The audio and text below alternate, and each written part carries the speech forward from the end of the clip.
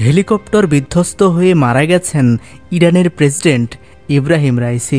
রোববার আজারবাইজান সীমান্তের কাছে দুটি বাঁধ উদ্বোধন করে ফেরার পথে তাকে বহনকারী হেলিকপ্টারটি বিধ্বস্ত হয়। এই দুর্ঘটনায় ওই হেলিকপ্টারে থাকা স্বরাষ্ট্রমন্ত্রী সহ সব আরোহী নিহত হন।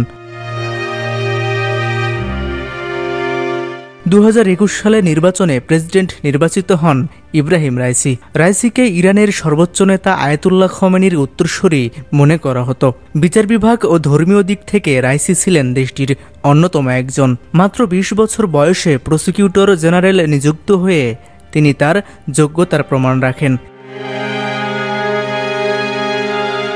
এদিকে রাইসিকে বহনকারী হেলিকপ্টারটি যুক্তরাষ্ট্রের তৈরি বেল 212 মডেলের। 1979 সালে ইসলামী বিপ্লবের পর ইরানের কাছে এমন কোনো হেলিকপ্টার বিক্রি করেনি দেশটি। এতে বোঝা যায় তিনি মানধাত্তা আমলের এক হেলিকপ্টারে সফর করছিলেন।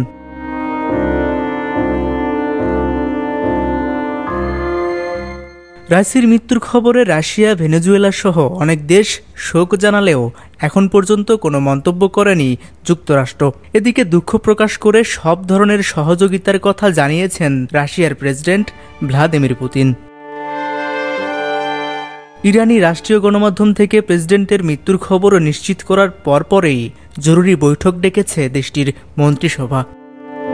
জানা গেছে, ইরানের সংবিধান অনুযায়ী বর্তমান ভাইস প্রেসিডেন্ট মোহাম্মদ মোখবার দেশটির অন্তর্বর্তীকালীন প্রেসিডেন্ট হবেন।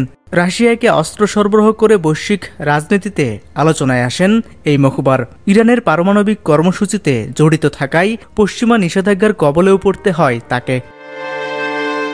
এদিকে রাইসির মৃত্যুর খবরে অস্থির হয়ে উঠেছে বিশ্ব জ্বালানি তেলের বাজার। রাইসির মৃত্যু নিছকই দুর্ঘটনা নাকি ইহুদি বিদ্বেষের ফল, এটি জানার অপেক্ষায় বিশ্ব। ইন্টারন্যাশনাল ডেস্ক, দৈনিক করতোয়া।